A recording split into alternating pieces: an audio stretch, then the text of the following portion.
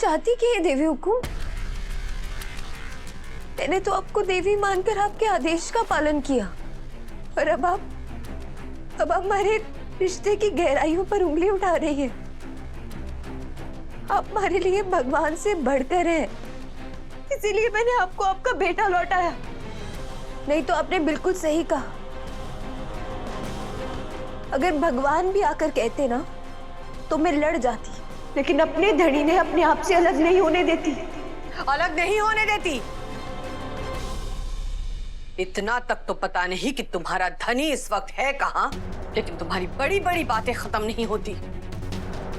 खैर, अब इन बातों का कोई मतलब नहीं है, क्योंकि अब तुम्हारा और हमारे बेटे का रिश्ता हमेशा हमेशा के लिए खत्म हो चुका है।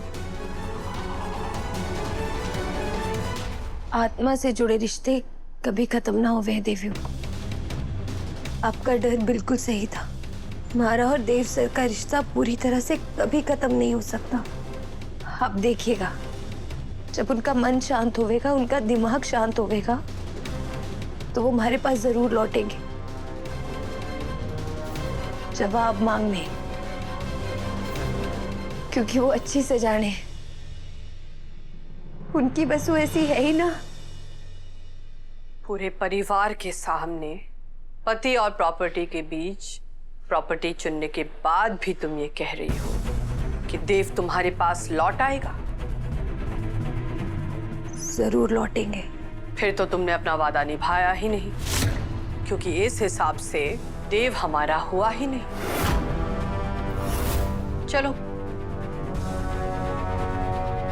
तुम्हारे गुमान की परीक्षा लेते हैं। एक और खेल खेलते हैं। 1 महीना और देते हैं तुम्हें, और देखते हैं कि क्या हमारा स्वाभिमानी बेटा देव तुम्हारे पास लौट कर आता है या नहीं।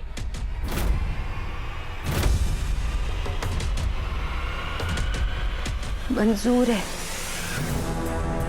लेकिन एक विनती है हमारी आपसे। आप देव सर ने घर वापस ले आइए, और अगले 1 महीने तक फिर से हमारे को अपने घर काम पर रख लीजिए।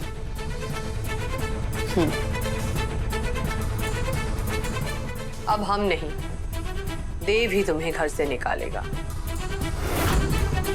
और तब हम मानेंगे कि तुमने हमें हमारा बेटा लौटा दिया। और एक बात, जिस दिन तुम्हें घर से देव निकालेगा, उसके बाद तुम चौहान हाउस की तरफ मुड़ के भी नहीं देखोगे।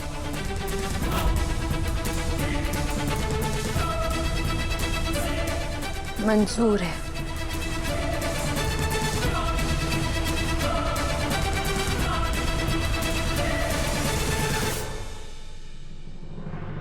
अगर देवी हुकुम की इच्छा ना है तो देव सर हमारे साथ रहकर भी खिंचे खिंचे रहेंगे, परेशान रहेंगे। और अगर मैंने उन्हें सब सच बता दिया तो माँ और बेटे के बीच का रिश्ता खत्म हो जाएगा। नहीं,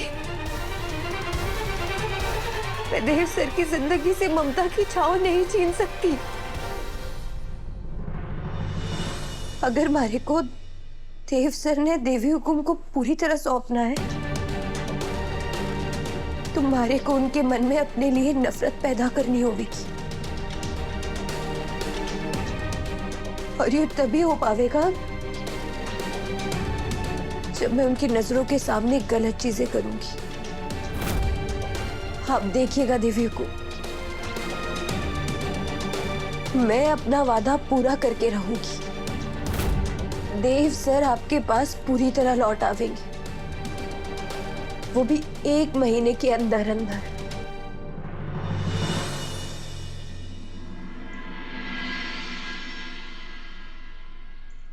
अभी देव का कुछ पता चला? नहीं पापा साहब, ना मैसेज का रिप्लाई कर रहे हैं, ना कॉल का जवाब दे रहे हैं। समझ नहीं आ रहा है, पता नहीं कहाँ चले गए हैं दादा।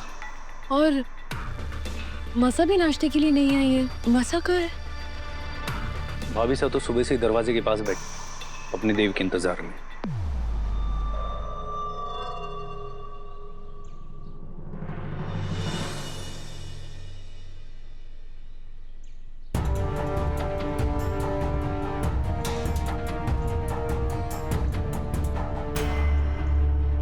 चंदा, जब तक देव वापस नहीं लौट आता तब तक हम में से किसी को चैन नहीं मिलेगा।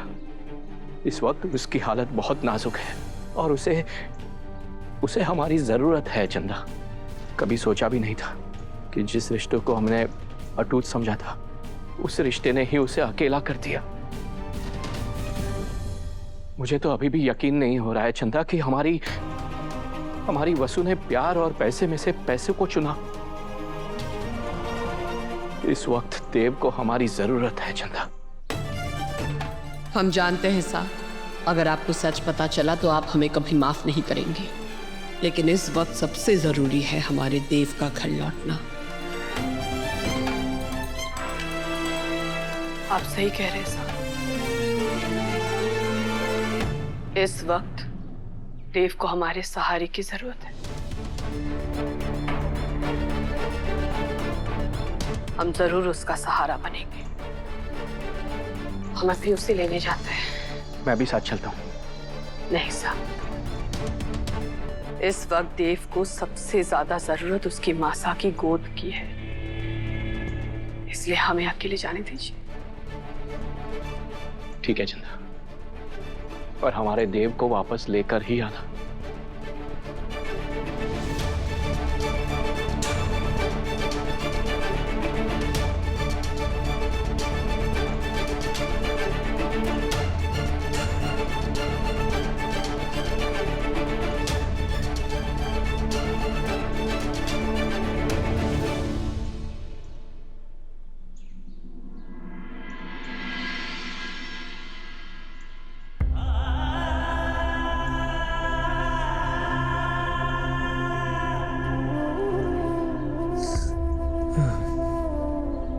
वसु,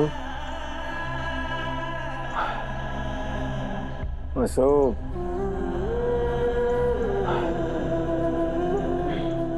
वसु,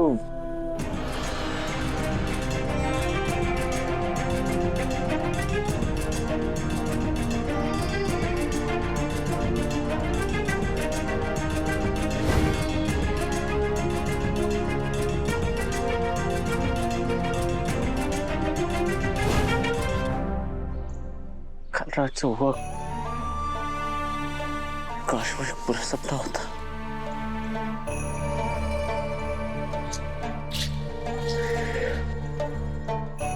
शायद मेरे प्यार में ही कोई कमी रह गई होगी, तभी तो तुम्हारे लालच के आगे कम पड़ गए। क्यों किया तुमने? क्यों किया ऐसा वसु? क्यों?